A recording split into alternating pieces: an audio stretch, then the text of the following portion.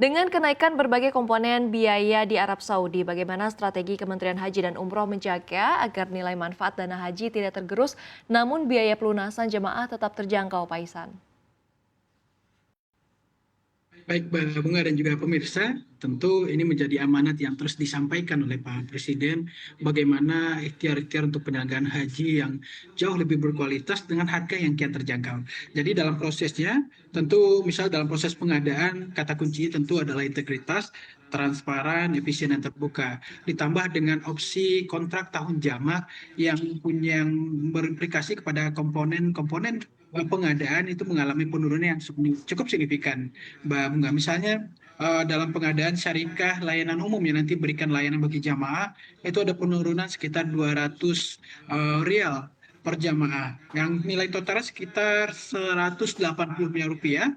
Bahkan ada penurunan di titik misalnya di akomodasi 200 sampai 400 per jamaah dan juga 4 rial di konsumsi jamaah. Artinya ini ikhtiar-ikhtiar yang kita hadirkan dan juga memastikan proses ataupun kualitas layanan tidak berkurang, bahkan jauh lebih baik dari sebelum-sebelumnya. Ini yang kita hadirkan dengan tadi berangkat dari proses pengadaan yang akuntabel, berkualitas, dan juga mengedepankan integritas. Sehingga ini penting agar nilai manfaat dana haji tetap terjaga tanpa membebani jemaah dengan pelunasan yang tinggi. Dan itulah yang kita lihat kemarin, pelunasan jamaah yang alhamdulillah penurunan biaya haji yang bisa relatif berkurang kita hadirkan bagi jamaah haji.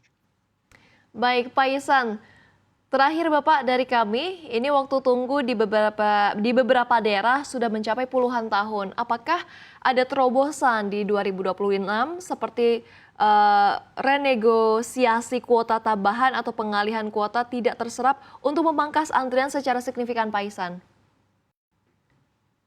Betul, tentu ikhtiar-ikhtiar misalnya ada kuota yang tidak terserap, kita juga terus upayakan. Yang ingin kami sampaikan Mbak Bunga dan juga pemirsa saat ini melalui regulasi yang dihadirkan, kebijakan yang dihadirkan oleh Kementerian Haji dalam konteks mengatur ulang pembagian ataupun alokasi kuota. Alhamdulillah kita saat ini di pemerintah telah menerapkan skema pembagian kuota berdasarkan proporsi jumlah daftar tunggu jamaah, yang hal ini tentu membuat disparitas masa tunggu menjadi tidak ada lagi disparitas masa tunggu bagi jamaah kita yang misalnya tadi di daerah tertentu menunggui cuma 11 tahun, bahkan di timur Indonesia bisa mencapai 48 tahun. Namun di dalam regulasi yang dihadirkan melalui alokasi pemerataan masa tunggu ini, semua rata menjadi 26 tahunan, Mbak Bunga. Inilah salah satu terobosan yang kita hadirkan agar tidak ada lagi disparitas masa tunggu jamaah, ketimpangan masa tunggu jamaah yang mendaftar di tahun yang sama namun keberangkatannya bisa berbeda dua kali lipat masa tunggunya. Dan itu yang kita hadirkan melalui pemerataan masa tunggu seluruh jamaah mau daftar dari Aceh sampai timur Indonesia misalnya, semuanya rata selama 26 tahun. Nah, tentu kita juga membuka peluang-peluang berkaitan dengan alokasi ataupun menyerap.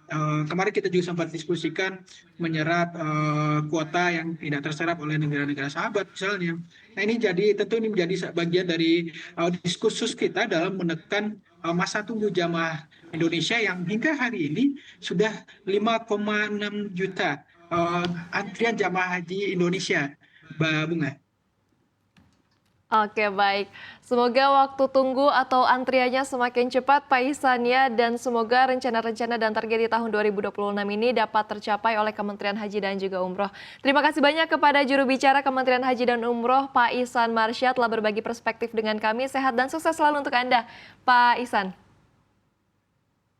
Terima kasih.